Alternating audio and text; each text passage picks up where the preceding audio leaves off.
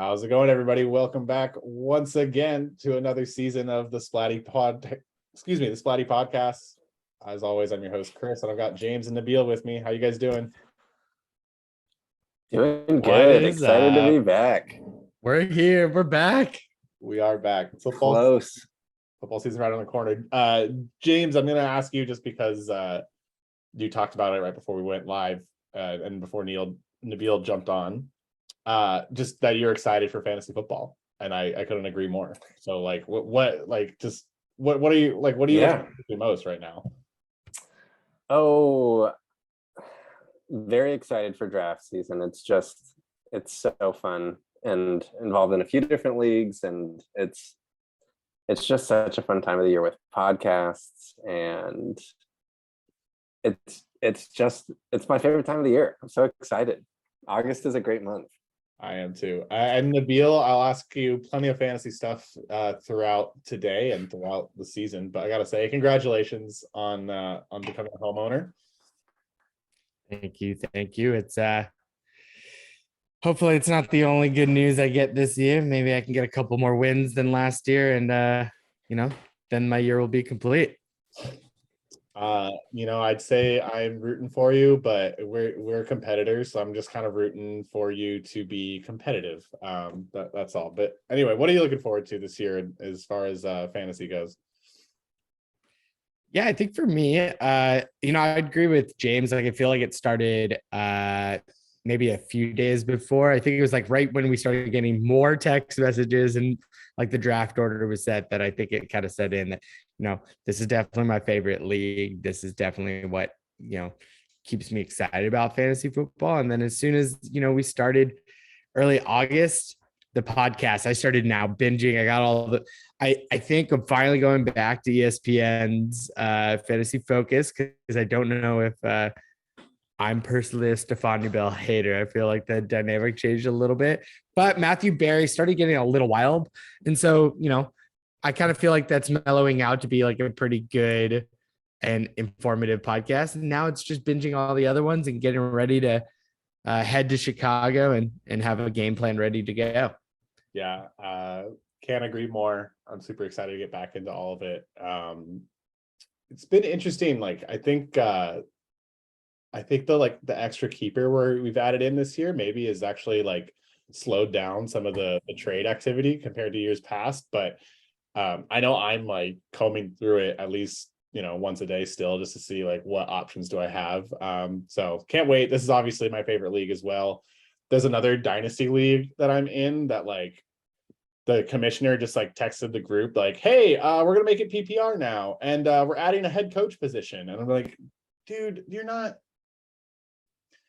I just wish that people put more care into changing rules when they run fantasy leagues, especially if it's a keeper or dynasty. So can't agree more that this is my favorite league. And I know that I'm maybe a little bit biased as the commissioner, but just super excited for all of it. Nothing is more fun than explaining like all of the dynamics of this league to like someone else who plays fantasy. I'm like, yeah, we do divisions. And they're like, how does that work? And I'm like, yeah, and we have a Rule 9 draft and 3 keepers. And they're just like, preparing for the draft must be a ton of work. And I'm like, yes, and it's so fun. Yeah, and I think I would agree that it's weird. Like, I don't know if it's because the divisions, I'm like way more like willing to like help those who are outside of my own division, like and we'll kind of talk about it a little bit later, but like I'm kind of doing the same as Chris, where I'm looking at it like once a day. I'm like not frustrated that people aren't maybe responding as much, and I know that like I think overall we're probably just getting more busy in our lives as we somewhat mature, even though we go back to a fantasy league every year, but it's exciting to see how this dynamic is already even just changing, the overall involvement during at least the off season, right? Because by now we would have had like 6 different trades, or at least like, 5 like round swaps and all that. But it seems like everyone's been pretty quiet. And it might be one of those that we say there's not going to be that much trading, but maybe after watching this podcast and maybe actually looking at their squad before the due date, we're going to get a lot more. So we'll see. I will say, James, to your point too, though, about like explaining the rules and the complexity of this league to everyone is fun, especially when someone will listen. That's actually like that's how we got Spencer hooked. Like I told him about the complexity of this league years before he actually joined. Like and I've had a couple of people that we both know, or that we all know, like that just back from Cal Poly, like, oh, that sounds like a great league to get in. And I was like, there's like at this point, there's a wait list. I know that the league health is strong. I'm super excited to get back into it. I think Nabil, your point's absolutely right too, that we're just busier, and we're all getting older. We all also have way more stuff to do now that the world seems to be a little bit more back to, I don't want to call it normal, but back to where it was a couple of years ago. So there's more stuff going on. So understand why there might be a little bit less activity. But yeah, again, just super excited. I'm just glad that there's now a reason too for me to just like, not that I need a reason, but for me to text like all 11 of my league mates about something, and just be like, hey, what's up? Like, it's just a conversation piece that is missing when football season's not in. Yeah, I couldn't agree more. Yeah. So one thing I did want to get into, because this podcast might be about fantasy football, it might be about our specific fantasy football league, but deep down, we all know that at its heart, it is a 49ers podcast. So we're going to talk a little bit of Niners to get us started. James already heard me run through the first half of the schedule, and he's going to hear me do it again. And Nabil, you're going to get to hear it a second time. I am super high on the 49ers outlook this season, and there's a couple reasons why. You better pull up the schedule so I can I'm pulling get excited with you. Follow along. If you're like me, you had the Niners schedule as your phone background for about a month now. Let's dive right into it. They open up on the road in Chicago. That's a win, right? Like we're gonna dope the schedule here. Versus Seahawks at Win. home. That's a win. 2-0.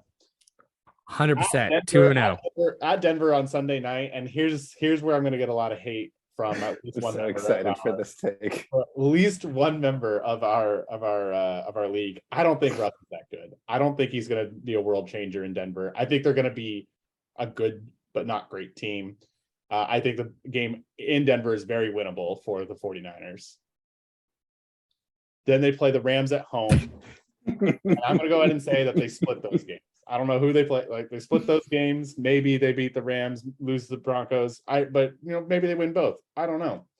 So you're saying after week 4, we're leaving 3-1 in your opinion? At worst, we're 3-1 at worst. Then it's on the road for at Panthers, at Falcons. The NFL once again allowed the 49ers to get an early season doubleheader of sorts on the East Coast. So that'll be the time when the 49ers will, I don't know where they're going to go, but they'll post up somewhere on the East Coast. Nice team bonding trip.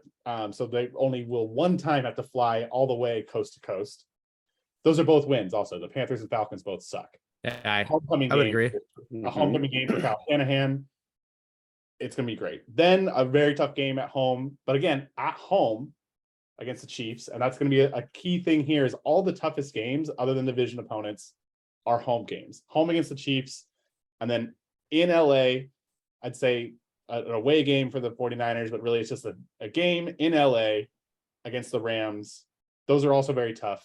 We could probably split both of those as well. So I'm saying we play the Chargers at home or away? We play the Chargers at home. Okay. Is the next game after that. But I'm just a quick pause to say I'm saying 6-2 is a floor for the 49ers before the bye week in week 9. Then it's a game against the Chargers at home. Also, the Chargers are tough, but the 49ers absolutely can win that game. They're going to play at Mexico City against the Cardinals. And that late in the season, Kyler Murray will have been playing too much Call of Duty for them to be good. Both games against the Cardinals now are in the back half of the season. That's a win. You mean to say Kylie? Because I love that. Did I say Kylie? Whatever. Kyler Murray. I meant Kylie. Then 3 home games in a row against the Saints, Dolphins, and Buccaneers. I know the Dolphins have gotten better. The Saints have not. The Buccaneers is going to be a very tough game. But again, against Super Bowl contenders that aren't division opponents. All of them are at home. I'm throwing the Chargers in there as well. All of these games are at home. So you look at Chargers, Cardinals, Saints, Dolphins, Bucks, like that's a tough stretch, but there's no more than 2 losses there again. Then at the Seahawks, home against the Commanders, at the Raiders, which is going to be a sneaky tough game because the Raiders are also going to be competing for a playoff spot at that point. And then home against the Cardinals to close it out. I don't see more than 1 loss there. So my thought is, with the way the schedule is set up, 12-5 is completely reasonable. And because I'm a homer, I'm going to say 13-4 for the 49ers. I love your reasoning behind the Broncos, behind the Chargers. They're good. However, we're also good. I think it's possible. Is it crazy? Yes, absolutely. But I have the utmost confidence that this team is going to be well rested, because they do not travel to outside of the Pacific time zone after week 6, except to go to Mexico City. So they're playing basically a neutral site game. They're gonna be well rested. All their toughest games are at home. And the schedule works out nicely too, where the only like short week they have when they play Tampa Bay and then go to Seattle on a Thursday night. Seattle by that point in the season, yes, it's a rivalry game, but like it's going to be a beat up team that's already bad. Like, so the short week shouldn't be too much of a disadvantage. Like, just, I don't know, a lot of the way that the schedule quirks have kind of killed the 49ers in the past, like I don't see a lot of them coming up, and I don't think 12 wins is an unreasonable prediction. Vegas has them, I think, at 10.5, and I'm gonna hammer the over if I get a chance to go before the season starts, which is unlikely. Or just, shameful plug for just Bovada. You can always use that. But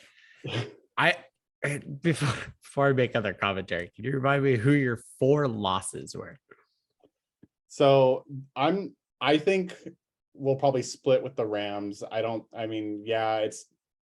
They've got 1 in a row versus 6 in a row, but I just think that they are 2 very good teams. Probably split with the Rams. And then the other losses, I do think Kansas City is a really tough game. I think the Chargers is a really tough game. I think the Raiders is a really tough game. And I will say, fine, that the Broncos is a really tough game, but there's no way they lose all 4 of them. So you get beat by the Rams once, and then 3 of those 4 teams. Everyone else, we're the better team. And I'm including Arizona. I'm including a Dolphins team that is better. Yeah, I would say that I don't think what you're saying is unreasonable. It's definitely an optimistic view of looking at the schedule. I think we're putting a lot of faith that, Trey Lance comes in and lights up the league like we think he should. And that we hope that our defense is, generally plays pretty well as it did last year. So I don't think it's unreasonable. I think it's very optimistic, and I would love to see that happen. Some of the commentary on the Broncos and Russell Wilson, I think is interesting. I think you claim that there's a bolder take than that one, but that one already got me for surprise. So, yeah, I would agree though that I think we have a good outlet. Again, we're one of the tougher divisions, even with Seattle kind of looking like the one team in the division that will probably not end over 500. But yeah, I like that. It's an optimistic one. I need you to keep me more optimistic this year. Plus, I can't complain about Garoppolo. So, I think like now that it's like official, they showed this like video of like how hard Garoppolo is still working at training camp, but he's like working away from everyone. Like, maybe I give him a little bit more respect. As long as he's not on my roster, I'm happy for him. Well, so here's where I'm going to make you really upset, Nabil, because at this point, what teams would trade for Jimmy Garoppolo to make him the starter? I think the Giants. I feel like that's like been coming up a lot lately, and I feel like are they going to do it? I feel like everyone's just going to wait until we cut him, and then he'll sign with either Seattle or New York. Okay, so is there anyone else besides New York that we could? I don't think we're going to trade him to Seattle. This is not going to happen. The Browns For a maybe. trade, not Seattle. Who else? Maybe this. Who else? Is there any so I'm getting to I think the Giants is the only team that Maybe Cleveland. It would be weird, but I don't think we'll if trade. Deshaun's suspended for over a year. Are we saying where the space is available or what is realistic? Because I do agree. There's not many as what is realistic. What's realistic? Right? My point is what's realistic. I think the Giants is the only team that's realistic, but I also don't. I just, if it hasn't happened yet, I just don't think it's going to. Right. Why not? Why wait until after training camp starts to trade for your starting quarterback? That just doesn't make sense. I don't think Jimmy's going to get traded. Is 100%. I don't think he's going to get traded. I think the hope is another team's quarterback gets injured, and so why not just hold him until cut day? And I'll ask you this: who's a better backup for Trey Lance than Jimmy Garoppolo? I don't think he's staying regardless. I don't think they're. Who's a better backup? Who's a better backup for Trey Lance? I mean, Debo's we have on our under roster. Contract. Debo's under contract now. Bosa's under contract. Everyone, we've paid everybody. The salary cap is what it is. Who's a better backup than Jimmy Garoppolo? Who knows? On paper, of course, Jimmy is the best you're gonna get, but I think you don't want him in the locker room. Trey's already under so much pressure to take over a team that's had a ton of success the last 3 years under the last guy. You don't want him in the quarterback room watching film. You don't want him. Why not on the sideline of the week Trey has a bad week? I don't know. I see where James is going, but I think you're trying to guide me towards an answer that you want me to have, Chris. And I actually don't have one. I think he's a great backup. He's a great backup for every team in the league, and there's a few that he could actually be a starter for. And that is what it is. Look, I'm happy right now. We're not in the middle of the season where I'm just constantly seeing bad quarterback play. I have something to look forward to. I'm chill. I'm chilling like a villain, Chris. So don't get me started on Garoppolo. Is going to be a great backup. He could be a totally great support. I agree with James, though. There's going to be added stress on Trey Lance since pretty much the 49ers just said, oh, we're all in. I'm kind of glad they got rid of the idea of a quarterback competition and that we're just going to start with it. And I don't think Garoppolo would actually be that big of a distraction. It is more on Sunday, if things are going bad, that's when it starts to get worse. And the only reason I wouldn't want him in the locker room is because I don't want the coaching and the manager to pretty much look and be well, we do have this other option. And then we start playing this juggling game where let Trey Lance go through a season where he suffers and let's see what we got. Let's see the best. Let's see the worst. I don't want to have to think about, oh, but dude, we should put, we're going to start getting closer and closer towards the end of a season where every little win matters. And I don't want to have to be thinking if I need to be starting Jimmy this time. Trey Lance all the way here. Let's see what it is. I don't think that that's actually a problem for the coaching staff. I think that they've been very transparent about the fact that Trey's going to be the starter. And I think that having someone who knows the offense to step in case he gets injured, not to, he sucked. So let's throw Jimmy in there.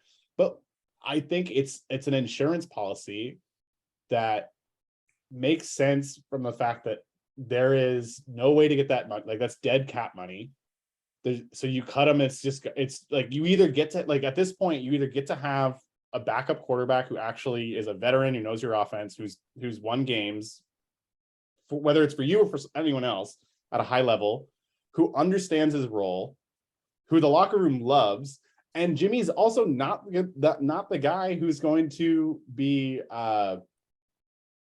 pressing for playing time. He's got the best job in sports according to Blue Mountain State. He's the backup quarterback and he's making $20 million a year.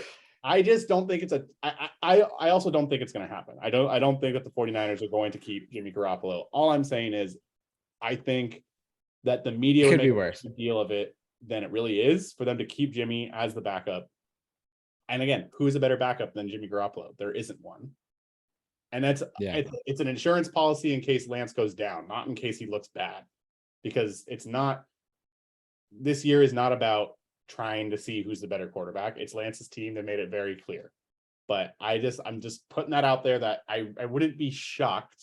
I'd be surprised, but I wouldn't be absolutely shocked if the Niners decide not to cut Jimmy and and keep him in the locker room. And I think he's the ultimate teammate and the ultimate like player who would do that, much like Alex Smith was 10 years ago or whatever when they gave Kaepernick the job. Like I feel like it's a very similar parallel. And I just wanted to throw that little nugget out there, not to get under your skin, Nabil, but just to don't assume that he's going to be gone, and maybe you will have to root for him. And I hope I hope Jimmy plays 0 minutes for the 49ers and they go 20-0 and win the Super Bowl. Like that'd be great. That'd be the best of all. Like that Lance is just all world, all everything, and Jimmy gets his third ring as a backup quarterback. I think that'd be just amazing. So I would like to say I did some research while you were chatting there On the dead cap. No. I'm just literally looking at every team and all of their backup quarterbacks, and I would argue that yes, Garoppolo is the best backup quarterback. I'm not arguing that he should be the starter at this point. I'm just saying I don't think it'd be a terrible decision to keep him around. I don't know. Andy Dalton and Blake Gabbert could be pretty good. I'm sorry. You want to get on the Gabbert train again? You want to do that Please, experiment no. again? Bring him home. I think on this back, since we're looking into the fantasy world of different backup quarterbacks, maybe we should just get back to fantasy. Enough. Yeah, let's talk fantasy. The plan. I want to do 20 more minutes on the Niners cap situation and the implications of Garoppolo on the team. And I think our fan base is calling for that too. To be continued. This won't be the last time we get on here because we're gonna have a post-draft pod. So we'll get on here once more. Maybe we could do that one live. Go ahead. We could do that one live. We could. We could. Yeah, Actually, that would be pretty funny. So I was gonna say, like, maybe this is we stream the draft on Twitch, for all of our followers, which is pretty much just our league if we have any. And at that point, we give live commentary. Us three sit next to each other and go back and rewatch. The cool thing about our draft is because we do it earlier than most leagues draft, like by one weekend, is it actually could be great content for people to watch, like especially with all our funky rules and whatnot, with draft picks all over the place, which is going to be a big part of how the keepers shake out. And I do want to get into that, just kind of going through roster by roster, little prediction, little discussion on what looks good in everyone's keeper selections. So I've kind of broken it down. I don't remember who had Antonio, but let's just go through alphabetically. Who do you think the three keepers are going to be? And I don't remember. It's me. No, it wasn't. Yeah, go ahead. Yeah. With Antonio's roster, I think Justin Jefferson is like a for sure 8th round keep. Like he'll be on Antonio's team at least for the next 2 seasons, if not maybe a third. He's getting 1st round value in the 8th round, like potentially the wide receiver 1. I think Mark Andrews in the 5th is another big one. Like he has the chance to be the number 1 tight end and like is huge in PPR. And then the 3rd, I think he could either go Deontay Johnson in the 4th, or he could go quarterback and keep Herbert in the 5th. I think like he doesn't have a 1st round pick this year, right? Correct. No, so yeah, I don't know if he wants to spend a 5th round pick on a quarterback keeper, but also like a chance to have like the tight end 1, the receiver 1, and like the QB 1 if Herbert goes off. So yeah, I have him pegged for Deontay Johnson, Mark Andrews, and Justin Jefferson. Yeah, I think it's interesting. I could see him totally bailing on Deontay Johnson being one of those that's currently working in the shadows on finding a potential keeper elsewhere, just because I feel there are teams that have some depth when it comes to available keepers. But you could argue that, Deontay Johnson is at least slating in as the number 1 right now. Obviously, Chase Claypool can come out of nowhere and maybe take that over, since we don't know anyone's chemistry with this new quarterback. Or I guess it's Mitch Trubisky is the current quarterback 1. So who knows, right? maybe he likes big target. I feel like Trubisky's had big targets in the past. So Claypool might be a better fit, but yeah, I would agree. I think those are Yeah, I think you pretty nailed solid it. choices. I think you nailed it as far as what's most likely with this current roster. But I could see Antonio potentially being like trying to wiggle and make some moves. Or maybe just going two keepers. And you know, it's happened before where someone hasn't used all their slots. Because he doesn't have a first round, just taking a quick peek. Does have an extra third. So it's not like he is like completely pick starved.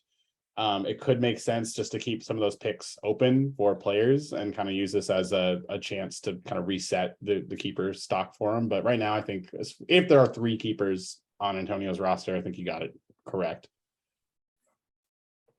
Yeah, which one you had? I can't remember which one you had on my roster. So that would be me. All right, let's. And after like looking through your team and looking, yeah, this is the first one. You're the first target here. I was looking, you have an interesting roster because as far as standout, the ones that stand out right away to me would be just T. Higgins in the 12th. And then after that, I actually had trouble. So the keepers that I identified that you could go with is Chase Claypool in the 11th, Chris Godwin in the 4th, George Kittle in the 2nd, James Conner in the 7th, Marquise Brown, Russell Wilson, and T. Higgins. And I think kind of looking at that, it's just balancing value, right? If I remember this conversation from last year or maybe even 2 years ago, it was the value that you looked at for quarterback. And what's funny is I had this whole plan of who I thought you would keep until you talked about how not that great they might actually be on a new team. I was going to say Russell Wilson is stepping into a team construction that's not too different from what he had previously. You know, two talented wide receivers, one possession, one kind of big target, capable tight end. You could argue he is a more capable tight end than he did previously, and two really good backs with an offensive line that probably is better than what Seattle had been having for the last couple of years. So I actually do think it's going to be let Russ cook kind of season. And so that's kind of where I was originally thinking that would have been one of your keepers alongside T. Higgins, which I think is arguably a 1B, not necessarily a wide receiver 2, but a 1B option there. And just with really great value in the 12th. And then at this point, like we all know how scarce running back gets by the time you're even in the 3rd round. So James Conner made the most sense. I think a lot of places, a lot of websites have him kind of ranked in the, 9, 10, 11 kind of round for running backs. And so I think he has a lot of value there, even in the 7th. It's almost similar to my Fournette kind of situation where is he the best running back? No, but for the value that you're getting there in a league that we need it, it made a lot of sense to me. So I think you probably end up going in the James Conner, T. Higgins route. I don't know what to do. I think you could argue, you can make a case for Kittle at 2 just because of scarcity of good positions, but that seems a little early. Godwin in 4 is still pretty good considering he just got off. I think he's on track to get off the PUP or is already off the PUP and is starting to practice. So probably living his last day on that keeper value that you've had since the 11th or 12th. Something like that, yeah. Yeah, I did. I grab that's like Godwin, I think, is the epitome of like how to use Rule 9. I mean, obviously I have thoughts. It's my team, but James, do you want to? Yeah, I can step in. I fully agree with the T. Higgins and James Conner. I had both of them pegged in. The only difference is I think Marquise Hollywood Brown in the 9th. I think he's going to have a huge year with Hopkins out. So I think just like the breakout potential and getting him in the 9th as he's only been kept one season, right? If he's green, Hoyt kept him last year. Yeah. So I think that one, but dang, it leaves so many good quarterbacks for the Rule 9 draft with like Aaron Rodgers in the 11th, Russell Wilson in the 10th, Stafford in the 6th. And then if Antonio doesn't keep Herbert, like there's already 4 like big QB names, Rule 9 eligible. if you don't keep any of the three good quarterbacks you have, Chris. Yeah, I think also just, if I'm not going to do Russell Wilson, Chase Claypool is another really great option, right? Mhm. Again, I was just literally finished saying that who knows if Deontay Johnson slips in as the one and Claypool doesn't step up this year. So I kind of like the idea of there. Maybe you don't have a wide receiver one, or there's another one that you can grab from the Rule 9, but starting with two solid wide receiver twos like Claypool and Higgins, or even Marquise Brown, like that's pretty good. So Yeah, no argument there. Yeah, you gotta feel pretty good, don't you? I do. I've got options. We just talked about how, Antonio, you might not have a ton of keepers. Like we should talk. I don't want to repeat everything, but the Higgins and Connor picks are spot on. Like there's just too much value to not take them. And it just gets dicey. My thought on why I'm not like super high on Russell Wilson is, one, I had him on the bench most of last year because I saw week to week that he just, was not the same player that he was a few years ago. And realistically, it's just, how many mobile quarterbacks do you know that have been super successful at age 33 or older? And that's where Russ is. I just don't believe that his skill set is going to age well, because I haven't seen it yet. You look at guys like Cam Newton, you look at guys like Robert Griffin III. Just the Colin Kaepernick, who I know is not necessarily out of the league because of his age. It's just it's hard to see him. He would really be a pioneer of the mobile quarterback playing high level football late. And everyone, it's the big stories, it's the big trade, and everyone wants it to be so. And I'm always going to be pessimistic about any former Seahawk. So I'm just not a believer. And that's where, so that part, okay, no Russ. It's hard to turn down the 2-time defending MVP and Rodgers at round 11. Claypool also at 11, there's a lot of value there. Godwin at 4. The only reason I'm really just out right now is that I have a first round pick, and my second pick in the draft is my 4th round pick, which falls into the second pick right now. And I think I just rather would use that pick on a draft pick. I think Godwin has been great for me. It's just kind of on the cusp. There's not a ton of value there. And then kind of same thing with Kittle. I don't have a second round pick, and trying to trade up into the second round just to keep him just doesn't seem realistic. Mm-hmm. But then you're at, okay, and this is a conversation I'm trying to have with myself. I had kind of decided it's going to be Marquise Brown as my 3rd. His legal trouble worries me a little bit, but the point that James made with him being out, or with Hopkins being out for the first half of the season when the Cardinals are actually going to be good, that excites me a lot about having him in a new system. As much as I don't think Kyler is going to be super all world either. That's probably I'm looking at that. I don't know. There's a lot of different ways I could go with the 3rd one. I'm leaning towards Hollywood Brown. But like everybody else, I don't have to make that call for another week, so I'm not going to yet. But that's, you guys basically nailed it. So yeah, one of the issues of having a lot is that you don't what is it that now I forget the phrase, so it was a bad time to come up with an analogy there, but you have a whole, once you have, or if you have 6, you have none, right? Because you're sitting there and you're constantly overthinking it. It's other than the 2 that you kind of pointed out right out the front of being kind of the more obvious ones, everyone has a but, right? It's you keep Aaron Rodgers, but he lost Devontae Adams, mm-hmm. or Chase Claypool, but he has a rookie quarterback. So it's you can literally do that with everything there. Chris Godwin, but they just brought in a bunch of wide receivers and he's coming off an injury. And, I think our league has always been cursed by holding the injured player in hopes that they come back. Yeah, there's a lot of buts. There's a lot of buts. And you play the game of maybe this guy in Rule 9, I'll still be able to snag him. And people don't value him, so he'll be my 4th keeper actually. Oh, I've lost so many times on that kind of mindset, James. Exactly.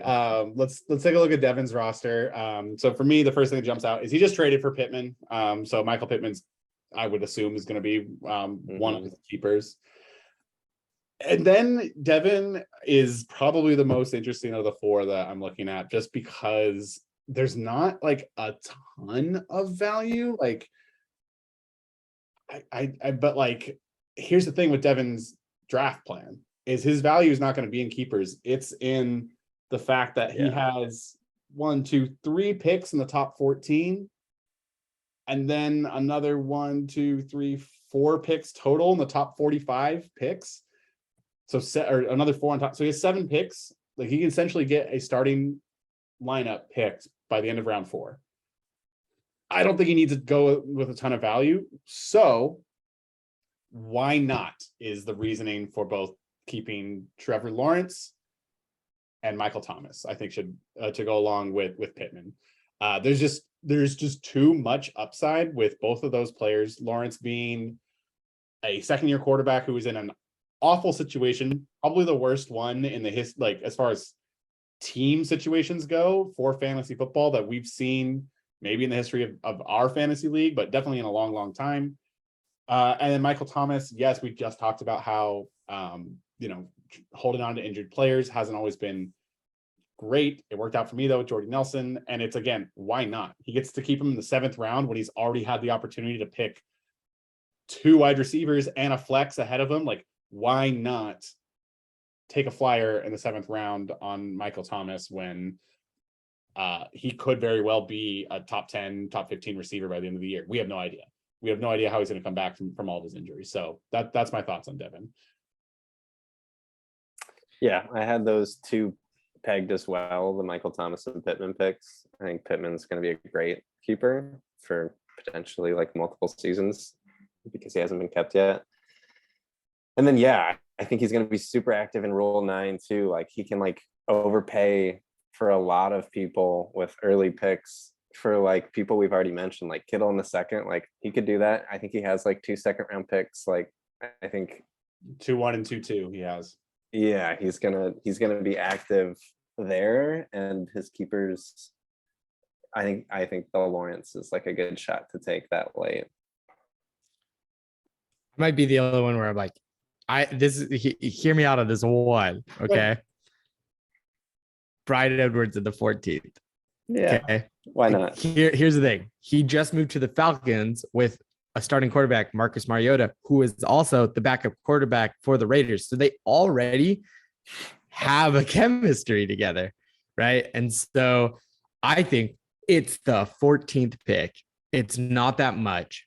He has so much that he can do in the Rule 9, which is how many picks he has, that he will build a great roster. Why not just take a flyer 14th keeper that has at least chemistry with the quarterback so that you're not waiting to get to that round where he may or may not be there, right? Because everyone's going to start digging through the depth chart. And that's kind of what happens once we get to those, round 12 through 16 anyway, is that we start seeing, okay, are there available wide receiver ones? Why not just guarantee it in the 14th? It doesn't impact your draft strategy. I guess the only thing is, does he have a 14th?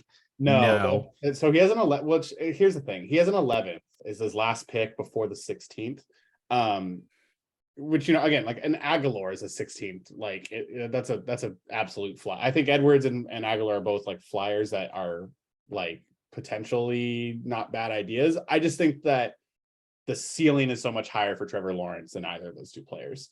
Because you're not wrong about all the things you said about Bryan Edwards. Mm-hmm. At the 14th round, he's gonna get Rule 9 at a higher level or a higher round than 14. And I don't think it's a terrible idea if that's the way Devin goes. I would expect there to be a quarterback on Devin's roster by the time we get to I just look at it this way, right? Like sometimes we get lost in just the round itself. 11-8, the pick that he has before his long wait till 16 is his 14th pick, right? So why not? Like it shouldn't impact your draft at all. And that's the only reason is I rather have depth and know that you might be able, because he has so many early picks, that he's a perfect candidate to take one of the better quarterbacks earlier in the draft, right? Like he can afford that. And so I just think, Yeah, we can agree to disagree. I just think Trevor Lawrence too has a lot of great talent and good potential. I mean, he was a number one overall, and so it's not a bad pick. I just think if you have a 14th and he turns out to be good, like Brian Edwards has been floating around for 3 years as far as a name that like, hey, this is a talent that's there. And why he couldn't make it on the Raiders. There's a whole bunch of Raiders that haven't really made it there. So, why not take a chance and hold on to him? And you're right, then you have a keeper again for the next year. Yeah. Ultimately, Devin has a ton of value somewhere just because of the picks that he's accumulated. So like in my opinion, he's got to be the favorite. I mean, obviously no one's roster is set, but just with the sheer amount of picks and players that he has, like he's got to be the pre-draft favorite for a Splatty Bowl, but we'll see. Moving on to Drew. Which one of you had Drew? That's me. So here we go. I already kind of talked to Drew because, well, he's my Yag B. So, he was one of the teams that I had started just talking to a little bit earlier to see if I can move some picks around because that's kind of the situation that I'm in. And so I was looking at Drew's, and I wouldn't say that necessarily he has a whole lot of options. The 5 that stand out are Cortland Sutton, DJ Moore, DK Metcalf, Joe Burrow, and Stephon Diggs. I'm going to go ahead and throw DJ Moore out. I just don't think he's necessarily first round keeper, but he is a talent, right? But in Drew's case, Drew's biggest mistake is that he always sets himself in a situation where he doesn't get a running back early enough. And this is the year that I think he can do that with the roster that he has. I think he can get an early running back and then kind of do a 0-ish RB strategy after, with going for DK Metcalf in the second. I think that's probably where he'll fall in our draft just based on keepers. And then Stephon Diggs using his first round pick. Well, I guess I'm saying actual 0 RB, using his first round pick for Stephon Diggs, who's a talented wide receiver, getting DJ Metcalf in the second, and then Cortland Sutton in the 5th, not having to worry about wide receivers pretty much the rest of the draft until the end, and just trying to load up on RBs. I think his next pick is the 3rd. I don't have the board up because my other computer just shut down in front of me. And I think that's at least a strategy that he can go with. He's done 0s RB in the past. So if anyone's qualified to do it, Drew is. So those were the 3. I didn't really see too much value in Joe Burrow in the 9th. I think, I obviously struggled with quarterback selection last year, but I don't think in our league that you still have to go out and pay early for a quarterback, because we all fluctuate every year. One year we waited super long, which is why there are so many quarterbacks with great keeper values. And then in other years, they all went off super early. So I think it just depends, what the draft looks like. But ultimately, I think get 3 stud wide receivers and not have to worry about a wide receiver until the double-digit rounds. Yeah. I'll just read off Drew's picks real quick, but then James let you go. He's got the 10th in the first, so 1.10, 2.3, 3.10, 4.3. So he does that. He's at the back end of the first, early part of the second. James, what do you think? Yeah, I agree with the Sutton and Diggs picks. I think like those are 2 potential like top 10 receivers. But then I think if I was in his shoes, like I like to get a for sure running back in the first or second. So I think maybe letting DK go and like a Gus Edwards in the 8th. Like who knows what the backfield in Baltimore looks like. I know he's injured and things don't look great. But yeah, he has the opportunity to walk out with like 2 really good receivers. Higbee in the 7th feels like too early. Like he's just kind of in the garbage bin for tight ends. But yeah, I don't know if I would take like move a second up to a first and then not have any running backs going into the 3rd. It's just tough. I think the other thing I was looking at is he has the possibility to move some picks around to help him move up a little bit earlier on picks, so he's not waiting as long. But yeah, no, I mean, it's a risk. I just, it's a strategy that I think he could potentially pull off. We've seen, wide receivers become more valuable this year. And so having 3 talented ones, regardless of who's the quarterback, Geno Smith stepped in while Russ was injured. And honestly didn't do terrible. Was Yeah. at least manageable for fantasy. And I think actually at that point, that was when Tyler Lockett Tyler. Yeah, it's okay. Tyler Lockett ended up kind of falling off, and I think it was the Metcalf show, but I could be wrong. Yeah, I don't hate the idea of moving up around to keep him, to keep either of the receivers you talked about, just to get both, because of the fact that the 10th pick in our draft, like when you look at like a redraft value, is really more like a mid to late second round pick anyway.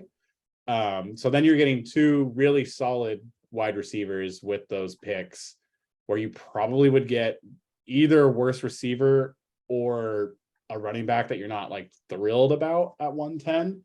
It is risky though, going with both, not having any like, and then not picking again until the end of the third round. So I'm super curious to see what Drew ends up doing, because I think there is room for him to make some moves still, before we get to draft day. But it's yeah, I don't hate the move if he goes wide receiver with those keepers, and then hope that someone falls to the third round that you like as your kind of your wide receiver one.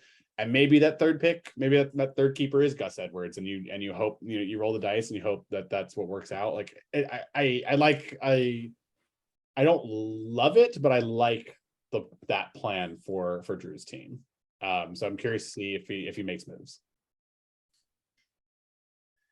Hoyt, who had Hoyt's roster? I've got Hoyt. Some immediate. He doesn't have a ton to pick from. I think CeeDee Lamb in the 5th feels like one of the easiest ones, value-wise, especially with Amari Cooper not in Dallas. Dallas Goedert in the 9th, I think, is a good tight end option and like some good value there. He's produced a few years. And then I need to pull up the draft board. How many 9? He only has one 9-round pick. Yes. Does he have 2? He has 2. Has 2. So I think he also then keeps Jalen Hurts in the 9th. I think he has the opportunity to be a top 3 quarterback. A sneaky one could be like keeping Swift in the 1st. Like, I don't know if Swift would get to the 5th round pick with all the keepers, and I think he could have a breakout year, and maybe he just wants to ensure he has a good running back. But I think you could safely say though that this is the year that running backs, there's not many talented running backs that are kept. Like, I think this is like the first one that we finally, our first round should look normal to other draft boards. Yeah. So I'll say Hurts, Goddard, and Lamb. Nabil, what do you think? I only interjected because I actually agreed with what he was saying there. My only thing was, I looked at Swift and I think I agree. I think Swift has the talent to break out, especially since Detroit looks a little bit better. I mean, it's hard to say, right? But they are the Lions. Plus, it's the Hard Knocks year, so we're all going to get way too stoked on the Lions. You're ruining my hot take for the end of the episode. Damn it. Sorry. I mean, the only other one I would say is like, if you didn't feel like going like Goddard in the 9th, which may be just a little bit early to better utilize some of your earlier picks. You get weird. We've seen managers do it before. You could keep Did you keep 2 quarterbacks, Chris? You could go Jalen Hurts and Tua. Keep Tua in the 12th and just be like, let me see if all the hype around the Dolphins is worth it. And then you're sitting on you're sitting on at least one tradable asset. Now, I don't love the strategy of just like drafting to trade, but it's definitely an option. As if you didn't want to go Goddard, he has a built-in, stack in the 9th round, so it's not the worst. Yeah, I think the Swift thing is interesting. And if I were Hoyt, I would have. I'm glad that I get a higher pick. I would have wished I got even higher, so I had potentially more ability to trade and move back, because Hoyt does not have a 2nd round pick. I think Swift will be a 1st round pick this year, just based on who is not and who is going to be available. I don't think he's worth the 5th overall pick though. So that leaves as far as going from back to front, Devin's at 12, I'm at 11, Drew's at 10. We just talked about how Drew maybe doesn't have 3 solid keepers. But then what does Hoyt have to give up? For what does Hoyt get? Like, does he get a second round from Drew since he doesn't have a second rounder, to get Swift? But then Drew's other picks are second round. There's a lot of potential moving parts there, but I do think Swift is a good trade piece for Hoyt. I don't think he ends up keeping him, because I think also staying at 5 and picking one of the top 5 players that are left after keepers and everything is the better move. But Swift is absolutely a trade piece that I'm curious to see where he ends up. There's only a handful of people who can or should trade for him.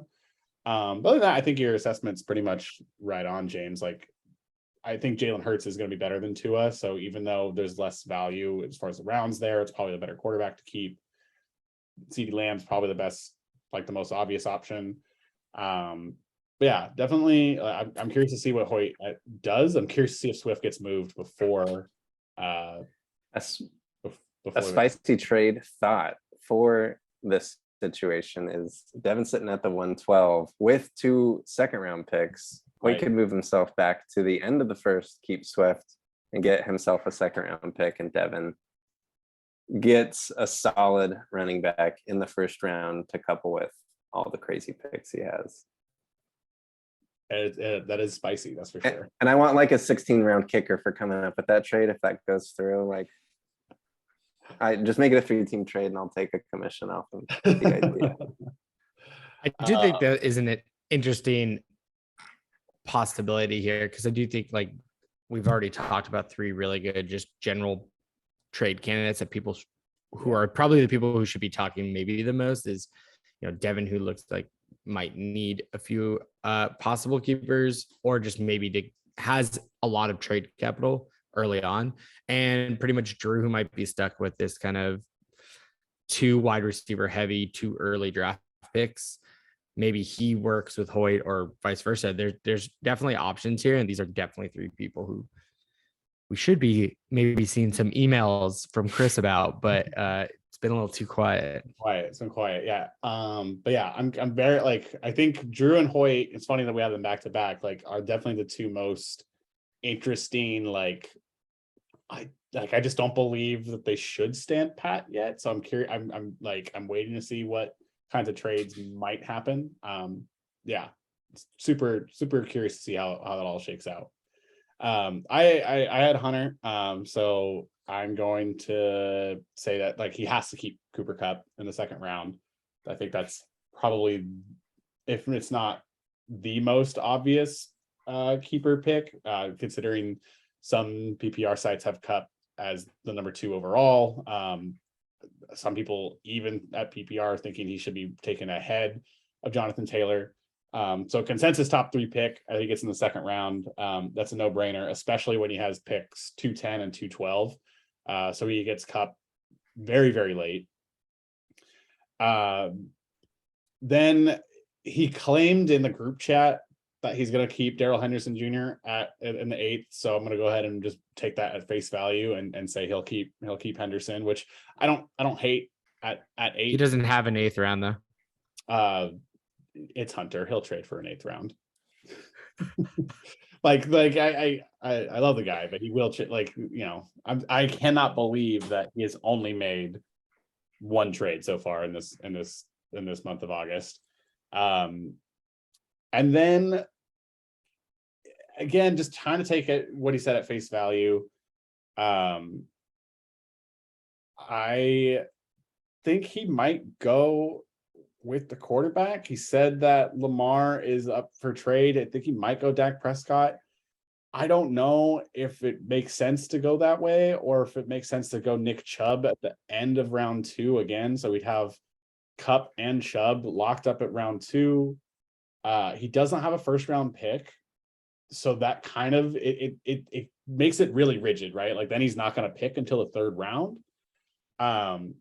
But to say hey, I don't have a first round pick, but I'm going to walk away with Kupp and Chubb, I don't hate that. Especially since just the way that the random number generator that is the decathlon shaked out, that he's at 210 and 212. Chubb's probably not a second round pick in redraft, but he probably is for us.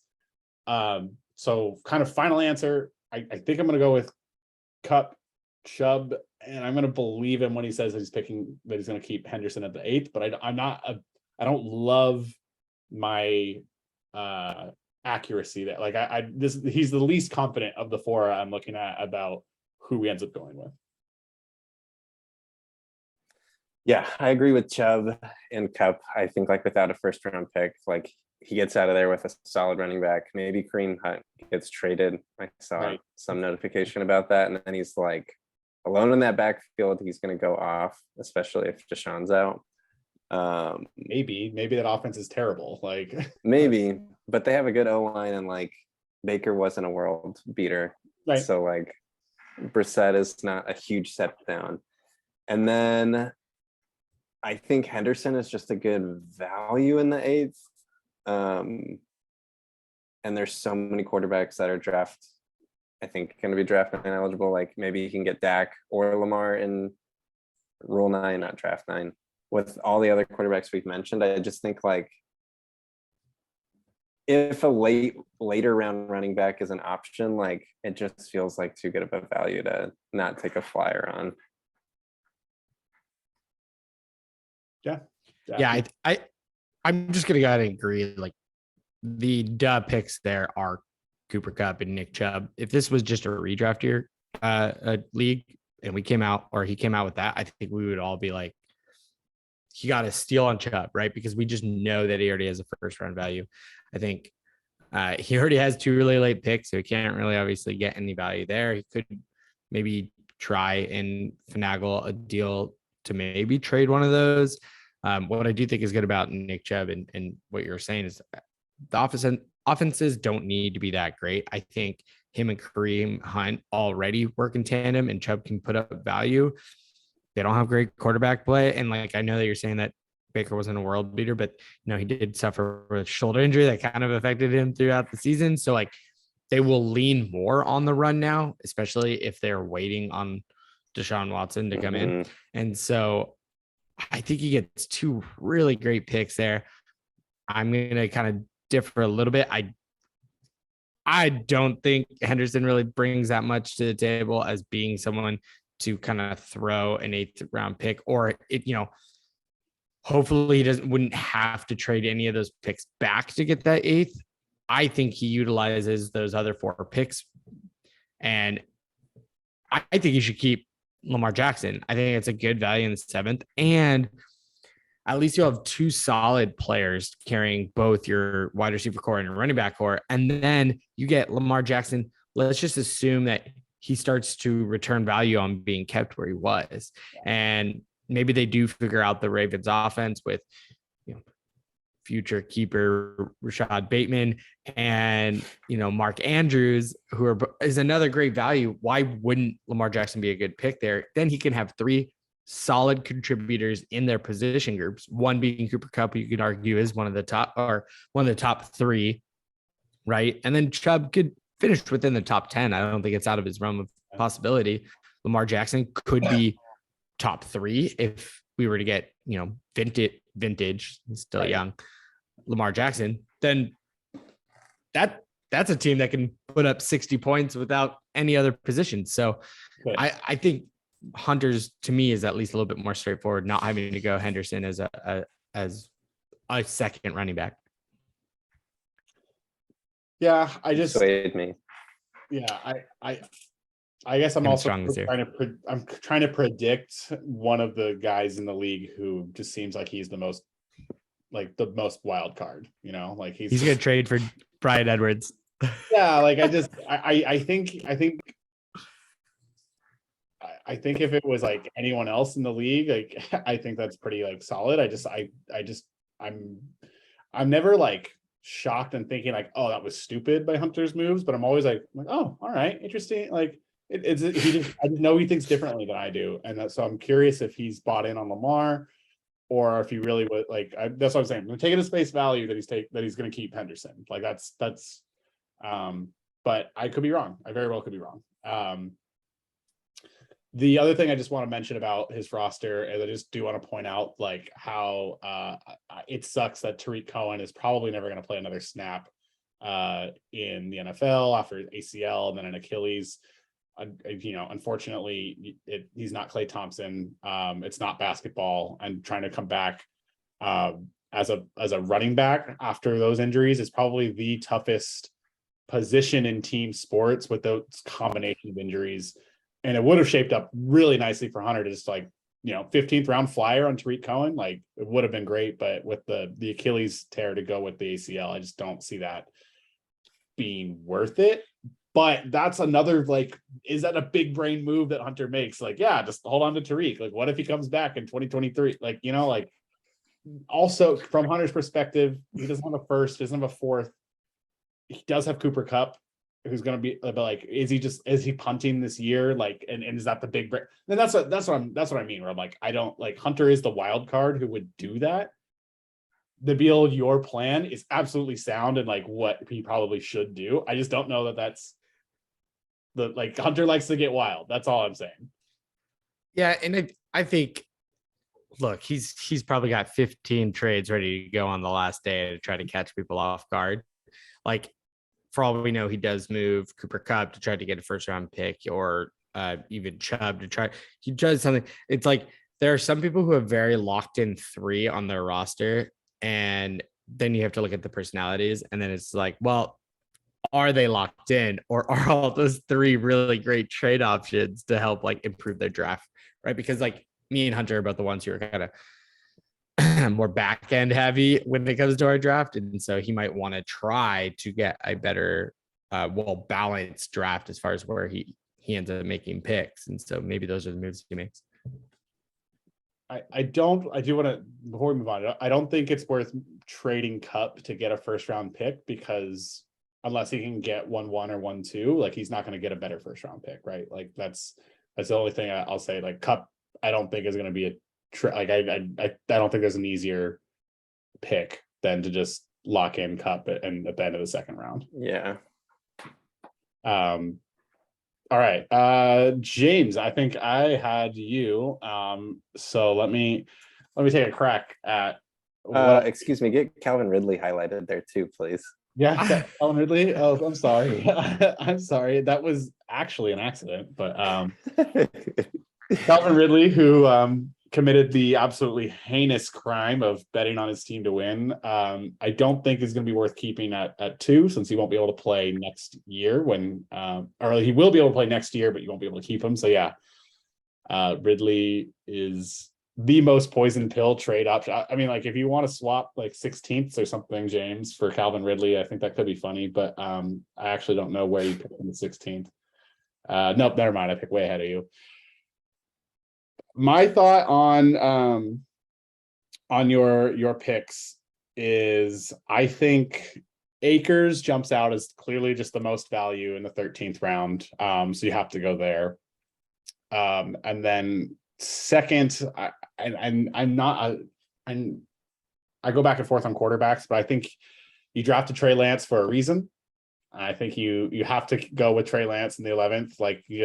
Why have him on your roster all last year when he wasn't playing if the plan is not to keep him? And then the third pick, initially I thought Elijah Moore kind of jumped out at me as probably the best value. However, after watching I don't know. I think Javonte Williams might be just a better player. So I'm really I'm kind of on the fence for you. Is it Williams? And I know it's a really high pick at 3, just kind of after seeing what's going on. Or do you go Elijah Moore at the 8th just because there's more value there? Or even Mike Gesicki at tight end at 10 is a super late pick, but Gesicki's just been a solid tight end. So really, I think you could go any way with those last 3. And I know he's early, but I would kind of lean towards Williams just because I think he's the best player in there. And I'm kind of saying like maybe you're someone who has some potential to trade, but I do think you have like a lot of like solid options, but nothing that like strikes me as like an amazing pick outside of Cam Akers. Nabil? My only follow up is I know I made that trade of Javonte Williams to James. I feel like we probably have been checking in and out of the Javonte Williams like news and everything, and I would say that one is the one that stands out the most. I think sometimes we all try to get too cute looking at how high of round picks they are, try to get the most value. I think get someone who's solid, even if you were in a redraft league, would draft him in the third. He fits right in there. Cam Akers, I'm a little confused because I just don't know if it's necessarily repeatable, but again, you're getting a running back who's at least in position to be the number one or even 1A, 1B. So, maybe you stack your team with a bunch of 1As and 1Bs. But you get the value there in the 13th. And I would agree with Chris. You held on to Trey Lance. You suffered last year's season right next to me. You might as well get the payoff of seeing what he does there. That's more of a prideful keeper. I wouldn't think you would have to do it. Other than that, sure, you could argue Elijah Moore or Jarvis Landry. I think Jarvis Landry slips into the Saints and kind of gets that volume role he always does. Other than that, yeah, I think your three are pretty obvious, but there doesn't need to be much analysis unless you don't choose Javonte Williams.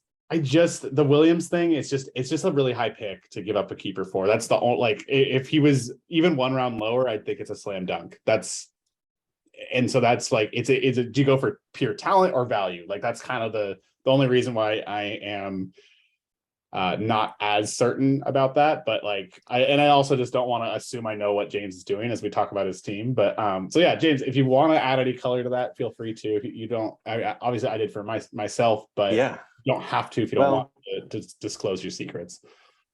I think to clear some things up without saying anything official, I did trade from the 3-1 to the 3-12. So I'll be keeping Javonte Williams. And Cam Akers as well. And then I don't know, I really do like Elijah Moore. I think he could be the one in New York and get a ton of targets, but it means I don't get to keep Trey, who I did hold on to for a whole year. So that's going to be, I think, like a tough decision that I go back and forth all the way up to Rule 9, or if I get a trade request of any Niners fans that want to take a shot on Trey. But there are a ton of quarterbacks that will be Rule 9 eligible. So we'll see. That's a tough decision for me to make. Here I am, I'm staring at the draft board all the time and didn't even realize. Yeah, I saw the 3.12 and just the 2 went right over my head. I was like, yep, yeah, James did that 3-1. Yeah, so shame on me for not doing my homework. I was gonna say, when you said fourth round, it's like, I mean, he pretty much has a fourth round. Yeah, it's like, it is. It is the fourth round, yeah. No, I forgot that you did that. It just shows, I mean, to Nabil's point, way before we started the keeper, to talk about how much busier all of us are. Like, those trades come in, I make the moves, and it's not like I'm studying them like super hardcore. It's just like, okay, cool, like, it's input, go ahead. And then I literally just completely blanked while looking at it. So yeah, good call. So I'll go ahead and jump in with the next guy, who's Kevin here. I think kind of similar to Chris, where I just like named a crap ton of players. Kevin has a bunch. Now, again, it depends if you want to play the game of, does he have keepers that are worth like a significant amount of like round difference between where they're going in redraft leagues versus ours, or if you're just going for someone who has talent and situation and their situation is good, right? I found AJ Dillon, Brandon Ayuk, Jalen Waddle, Jerry Jeudy, Josh Allen, Michael Carter, Mike Williams, and Tony Pollard. All are like keepers that you can easily go with. I didn't name everyone on this list, but I did name the ones that I think stood out. I think if I had to go right off the bat to kind of, I didn't name everyone. You missed Justin Tucker. I didn't say Ronald Jones. I didn't say Van Jefferson. I didn't say the Rams. Don't worry, I pulled out the good ones. Long You story you short, missed a one at a position. We had to call you out for it. Yeah. it's okay. It's okay. Long Sorry. story short, I do think, Mike Williams in the eighth. I think you listen to any fantasy football podcast, everyone's like, "Oh, he's the steal in the draft," and I think Mike Williams is a good one. Then is it's where it got really difficult for me. Josh Allen kind of stands out. It's like he's going to probably be a top 5 quarterback if that's the route you want to go. So I'm just going to make an assumption there that I think Josh Allen's really the direction he might go. And then I got a little weird because Kevin always knows something we don't.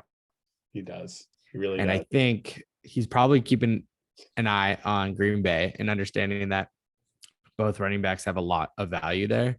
And so I do think AJ Dillon in the 6 is something he could definitely use. Aaron Jones is already an injury prone running back. And then so he could slot in not only just for the running game, but also the passing game. They might, I'm just regurgitating analysis I hear from others, but they definitely could go with both running backs out there with, Aaron Jones in the slot or something. And so AJ Dillon could slip in as a running back again. And then so he's just getting immense value. He's another guy who could trade away players to maybe players or for managers that don't necessarily have many keepers or maybe don't love the value of theirs. I think Brandon Ayuk's definitely going to at least be someone I'm going to keep my eye on. He choked last year, but either they're trying to boost his confidence or he is literally just lighting it up at training camp. And so I think he's someone that's really great.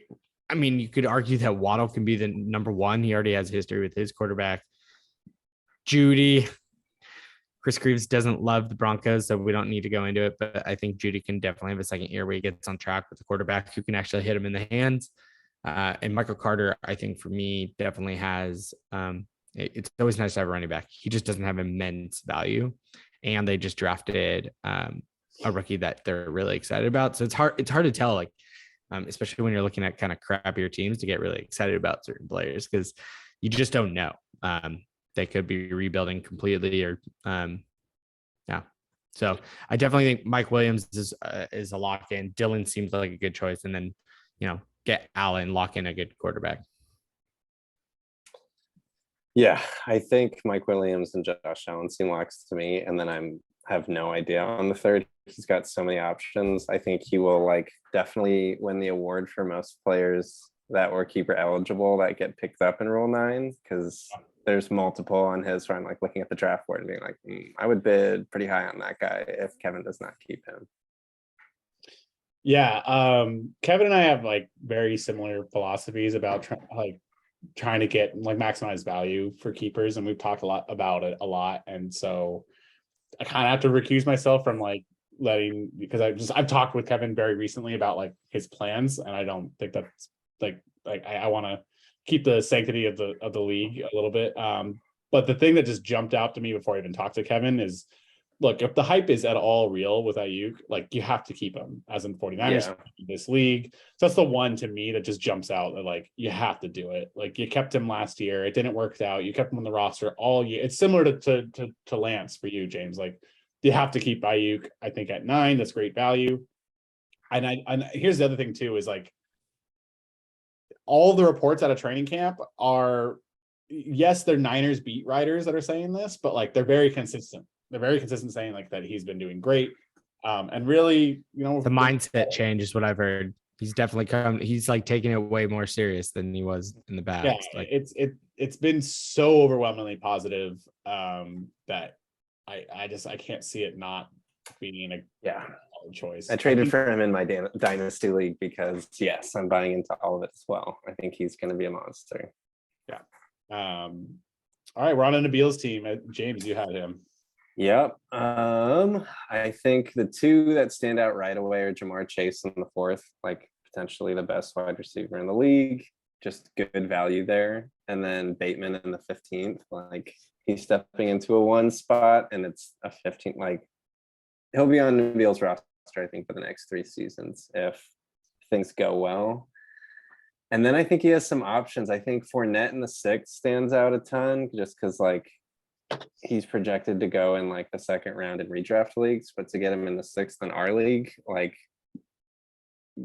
get kind of like the second running back role on his roster locked up and take someone at 8. But then there's also Kyle Pitts in the 3rd. Like he could be a target machine with no one in Atlanta. Kareem Hunt in the 3rd, like is a sneaky, I think, decent. It's probably too early for him, but and then Alexander Madison in the 10th. Like there's just like these like pieces that I'm like, ooh, I like the value on that. But I think he goes Fournette, Bateman, Chase. I would agree. It's the right combination, I think, of really good value with Bateman and just really good talent in the other 2 spots. That would be my thought process. And so, yeah, I don't have anything else to add, but again, there's a lot of pieces there. Nabil is probably second on, or maybe it's me with the quarterbacks, but second behind Kevin as far as like most players that are going to get Rule 9. And then, but yeah, I think your thought process is the same. And again, Nabil, you feel free to add what you want, but it is your team, so you don't have to completely reveal all of your secrets. But I've been pretty open with most of this in any of my trade talks. I don't think it's like that crazy. I think you guys are spot on. Actually, no, you are spot on. Jamar Chase, Fournette, and Bateman. I'm pretty locked in on those, and unless something happens. And I don't mind explaining some of the process and my thought to some of the other players that were definitely in contention. Please. Jamar Chase, like you said, top wide receiver, top position. Like it just made the most sense. I almost look at all those keepers, like if you're looking at a talent versus value scale, they all just like line up perfectly, right? So like, yeah, it's a 4th round for Jamar Chase, but like that's just an immense value there too. So that was just like, cool, I'm gonna keep him.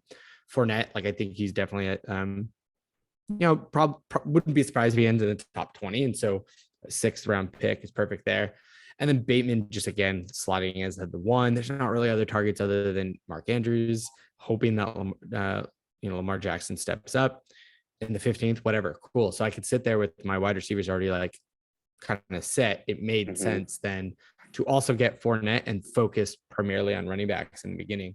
Other people that I was definitely thinking about was Alexander Madison, but then realize like 10th value, it's great and all, but then you are banking on Cook getting injured. They pretty much run Cook pretty consistent, and Madison kind of just falls off the earth until an injury. Yes, Cook is yet another year in with injuries, and so he could have some value, but then you're just banking on that. And at a 10th round, I feel like the only reason we really look at later round running backs is to see how long you can keep them. In Madison, there's no guarantee that I think his contract is either up this year or next year. And he doesn't have a clear line to being a number 1. And so to me, that 10th round value just immediately kind of like, I'm hoping for an injury, and that's all I have. Yeah. James, Kyle Pitts has recently just popped in my head. Is like, damn it, that might be a wild card if any of those 3 that I mentioned previously, if there's an injury or some sort of news saying that maybe it's not going the way they want. I don't even care if Fournette is fat. I'm currently keeping him, but and you got Pitts is interesting. So you could be competitive in Rule 9 if you let him go. Yeah, I mean, I am lucky that I have a high number there, and maybe I do make. Look, I'm going to be honest. I'm trying to move up in that 3rd round. So if people want to talk to me. I can move you up in the 4th. I can move up in the 6th, but anyone out there who wants to make pay, like it's also pay. I'm in so much pain, y'all. Like I just want someone to talk to me and come up with a trade. Too many people are stalling out. I can confidently say, since I have no 2nd or 3rd round pick, that that Pitts is going to be a great Rule 9 selection for somebody if you don't keep him. Like that's going to be a fun one. Maybe I'm just trying to stir the pot. I don't know, but yeah, I think your reasoning is pretty solid with the keepers that you got. Which one of you had Rocha? Rocha is my last one. Couldn't tell, we're splitting them up per division. Okay, all of your division had actually a lot of keepers other than Drew. Drew just pretty much had his wide receivers. But again, I'm not trying to read off your list. I have my own list here to the side, but I have Antonio Gibson, Cooks, Mooney, Gallup, McLaurin, and ETN were all the keepers that just stood out. I then kind of struggled with some of the values. I think that was my hardest thing to determine if I was to choose 3. I think just based on scarcity of running backs in our league, you kind of just got to go with Gibson there at 3 to keep it in house. It doesn't matter how much of a shit show Washington is.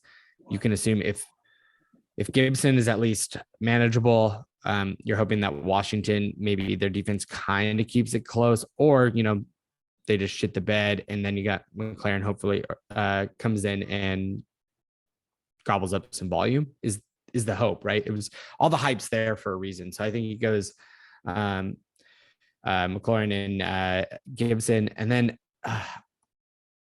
again, scarcity.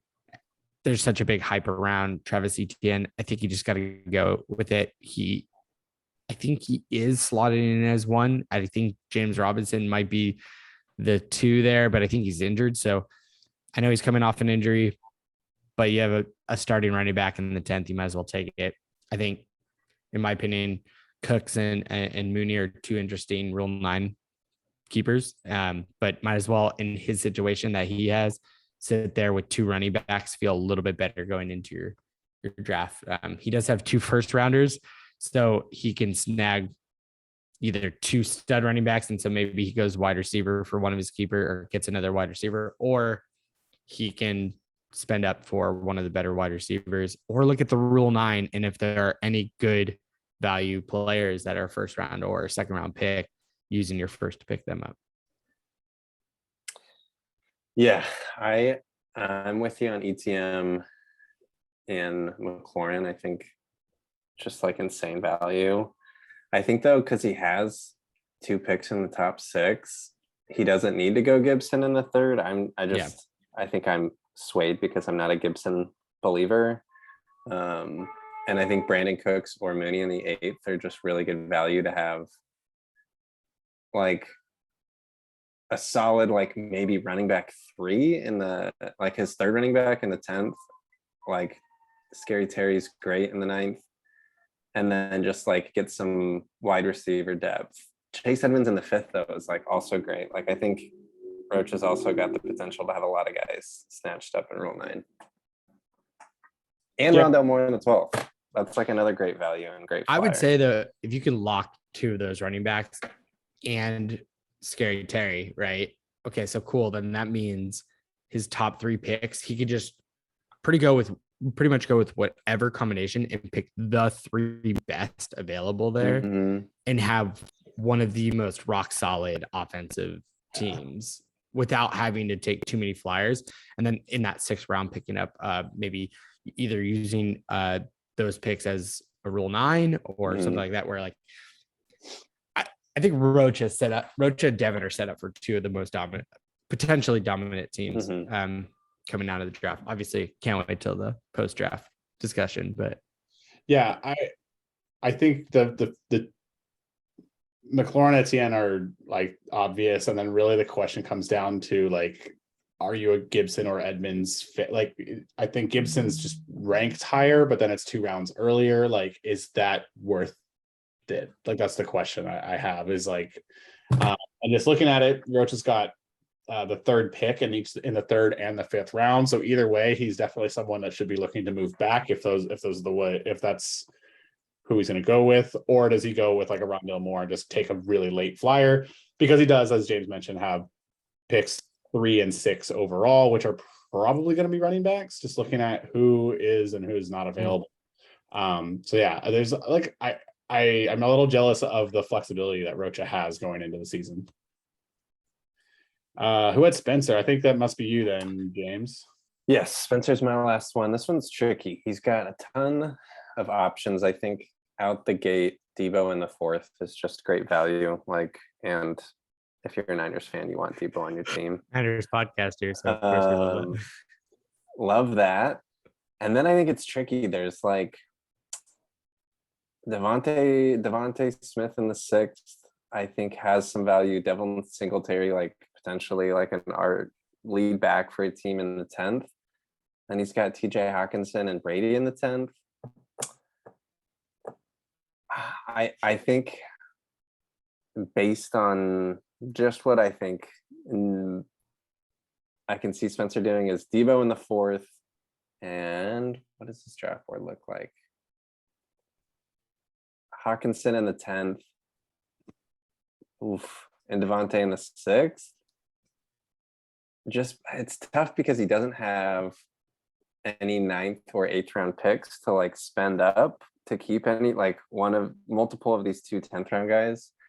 I think Brady will be great, but there's just opportunities to get quarterbacks elsewhere. And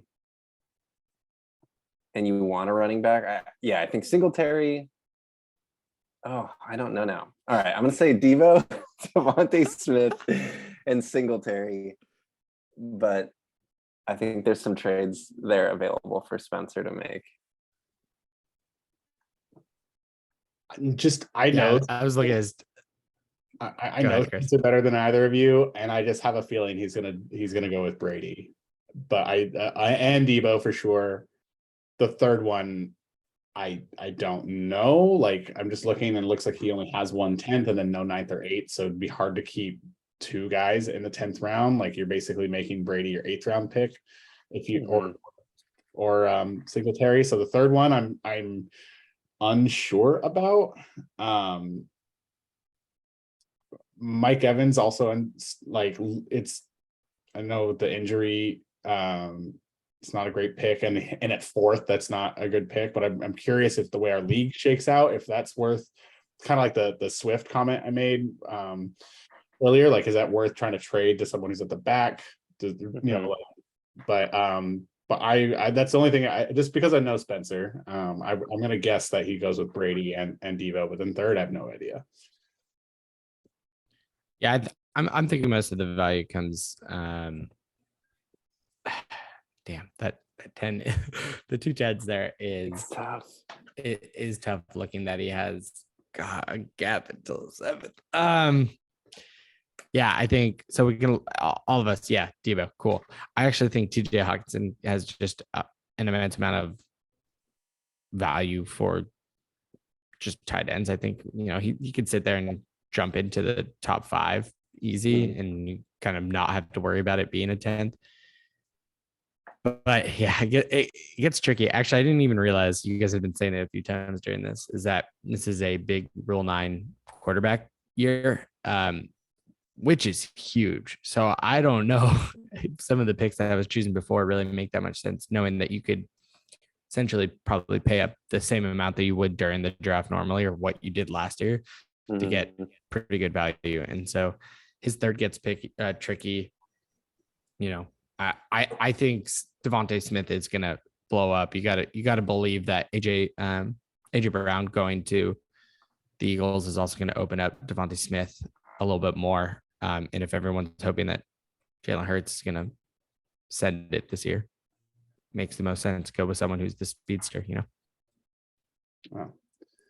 Yeah. So very interested to see how Spencer, what he does. Like, I think he's like Rocha. He's got options. I'm super curious to see how it works out. And then last but not least, taking a look at Travis's roster. Obviously, Christian Kirk. I'm kidding.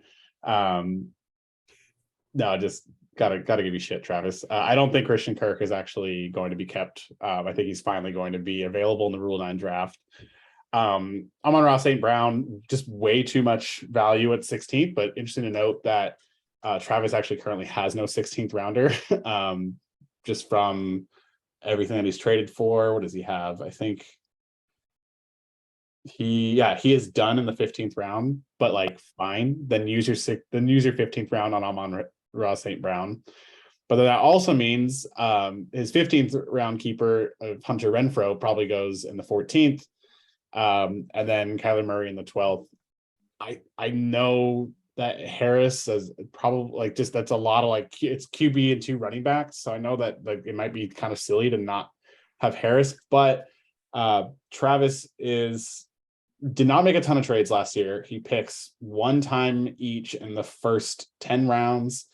He's got 2 in 11th, and then no 16th. Like he's just got a very like kind of regimented, just normal picking 1 time per round draft. So I think he can therefore afford to go with just like a ton of value in the like getting Renfrow, St. Brown, and Murray at the back end of the draft, and just not worrying about like trying to get cute with Christian Kirk or Damian Harris.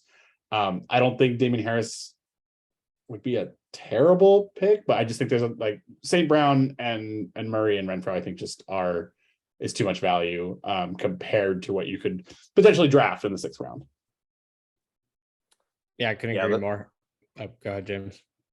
Ditto. It was the same 3 I'd pick. It's slim pickings, but like ton of value and like 3 solid keepers. Yeah. I think it's just like it fits a really good strategy for someone who doesn't have like cluster of early picks or late picks or whatever. It just chew up, your 15th, 14th, and 12th with your keepers there and focus on the draft. Maybe if you absolutely need to figure out if there are ways to like maybe move some of your players, but I don't think Damian Harris does much. He just happens to sit in the one team that you never really want a running back from anyway. And so, but he is our wild card, similar to Hunter's. You never know. We might know something we don't. But no, I'm not going to give him a hard time. I feel like I always rip him. I think those are the 3 that we've already talked about are like just really solid choices for you to just go into the draft. And maybe, maybe he can find enough trade partners for people who are maybe trying to move late in rounds to move some of his picks around in the draft. But yeah, I think overall, Travis. Yeah, I mean, pretty nice even setup. I wouldn't be surprised if he throws his 13th round pick at Justin Tucker in the Rule 9 draft to try to be just completely done by round 12 and then just drink a lot of beer while the rest of us are in like the dog days of the draft. Like that sounds like an excellent strategy. Now, Travis strategy. Yeah. Now, be done with it as soon as possible. Be done with it as soon as possible. And honestly, like the 13th round to Rule 9 Justin Tucker, like is probably not that bad of a pick. Like it's not like and someone will place a bet. So like, well, yeah. Someone's gonna look. Justin Tucker is gonna get Rule 9. It's just the way that the league goes. So I think it'd be right if that was if Travis Rule 9'd him. Then he had all 3 keepers and Justin Tucker as his last 4 picks. He gets a defense with his other 12th round pick, and then yeah, and so he basically has his whole roster picked out by the end of round 11. Like, or not his whole day is done by the end of round 11. And then he can drink a bunch of beer and watch us finish out the draft. You mean watch me and Hunter finish up? Yes, that is what I mean. All right. Well, we have been talking for quite some time now. I do want to end, as always, though, with bold predictions. I got to be honest. I think my bold prediction, talking about the Niners going 13-4, should count. But since I'm putting you both on the spot, I will do my best to come up with another bold prediction as well. So, who wants to go? I can get it kicked off to give you time. Being in the Midwest, I'm cued into a lot of NFC North discussion. And my bold prediction is the Lions are the winners of the NFC North. Aaron Rodgers has a horrible year without Devontae Adams. Kirk Cousins falls apart. The Bears are absolutely terrible. Jared Goff redemption arc. The Lions are looking good. I'm buying in.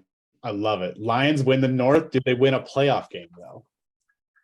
I don't want to say no, but no. They do Stay not. Stay strong, James. They do not win a playoff game. Nabil, I know you're like the one person I know who watches Hard Knocks, and I don't, or at least I know you have in the past. I usually don't, and I just knew that Dan Campbell was going to be must-see TV, and I watched the first episode last night, and I am ready to go through a wall for that man. So I love him. Love it. He's the new Gruden. I need to ask Claire Lindsay for her HBO access there so that I can watch it. But yeah, he's a guy that can make you run through a wall. I'll jump into my bold so you can finish, Chris. I talked myself into it while looking at everyone's keepers, and I'm gonna actually be bold enough where Chris can't give me shit. This is maybe too bold. Hopefully I have eyebrows after. Bryan Edwards ends as a top 20 wide receiver at the end of the year. Whoa. Super Bowl. Top 20, huh? Top 20. Okay. He's a, Bold. and I think he has, I'll get bolder, at least 6 top 10 weeks. Okay. Jesus. Okay. Yeah. I talked myself into it that they have to have some connection being like all the second team Raiders there. They're gonna have something that we don't know about. Love it. Love it. Yeah, James, I love the Lions pick. I really do. I worked with a couple of guys that were from Minnesota, like big Vikings, 3 of them, big Vikings fans. There's nothing to do in Minnesota except for get your heart broken by the Vikings. And for a lot of the off season, I was like, hey man, I think the Vikings might be the sneaky pick to knock down the Packers. But now everyone's like kind of making it the sneaky pick. So I love that you zig when everyone else zags. I'm gonna go with a similar bold prediction as far as division winner, and I'm gonna go ahead and say that the Las Vegas Raiders are gonna win the AFC West. Wow. Look, Devontae Adams is still the all-world receiver that he has always been. Derek Carr, much like Alex Smith, has never been in a good situation. He's on his 6th head coach. Despite all of that, he has dragged the Raiders to the playoffs twice now, including a 12-4 campaign where they tied for first place with Kansas City. And then because of the way tiebreakers work, they ended up as a wild card. So they haven't actually won the division since John Gruden's first tenure with the Raiders. But I really do think that they're set up to be a team that catches people off guard and shocks people. Their home games, I know they're professional athletes, but their home games are going to be in Las Vegas, the worst city for your professional sports team to visit before they play a professional sports game. And I'm not even just, yes, the glitz and the glamour around the Death Star, but also in the stadium. Like, that's an incredibly impressive stadium. It's a lot to take in. It's so big and cavernous. Like, I'm curious if, similar to SoFi, like, do teams have problems adjusting just to like the vision of the like downfield? And I think Derek Carr is going to emerge as an MVP candidate. I don't think he's going to win it, but I think he's going to be a clear MVP candidate. And that game on New Year's Day where the Niners play the Raiders is going to be an absolute dogfight because both teams are going to be competing not just for playoff spots but for division titles. And I think the Chiefs are going to be complacent. I will believe that the Chargers can make the playoffs when I see it, and I don't believe that a mobile quarterback at 33 is really the best option in Denver. And I'm going to go ahead and say that I think the Raiders win the division. They only lost to the AFC champions Bengals last year by a single touchdown. Look for them to win the West, make a deep run in the playoffs. I actually don't think that's that bold. I think they got the short of the stick when it came to the over-unders on the win totals out of all of that division. I think that division, they can easily pull like a Niners campaign, right? Where maybe they look the worst out of their division, but their defense is pretty good. I mean, look, I don't keep up with them enough to know if there's any injuries, but picking up an offensive weapon and maybe they'll actually have their number one play most of the games in the season, then yeah, all right. I venture to say that's not that bold. I can go bolder. Raiders host but lose the AFC title game. Okay, I like that. Oh, Stick with it. They'll be a top. They'll be like a 2 or 3 seed. Whoever ends up being the 1 seed is gonna choke and stumble.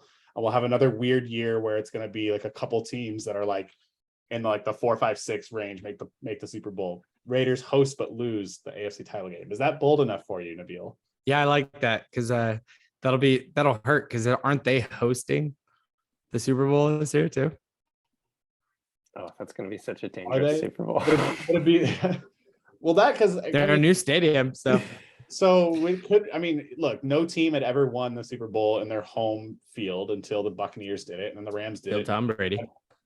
Yeah, and then the Bucks. So the Bucks and Rams did it in back-to-back seasons. That would be wild if the Raiders do it immediately, 3 years in a row. That would be that would prove, I think, that we live in a simulation. But I also just I think the Raiders are ready to make a run and win some playoff games. I don't think that they're actually on the they're knocking on the door of being really good, but they're not knocking on the door of being like that elite team that's like okay, one more step to win it all. So Raiders host, but lose the AFC title game. And make a trade for Kareem Hunt, and bam, they've got a great backfield. Great. They have like 8 running backs. None of them they are can good. comment. But Right. no, I love that. In order to keep this thing under 2 hours, we're gonna call it right there. But James, Nabil, any last words before we sign off?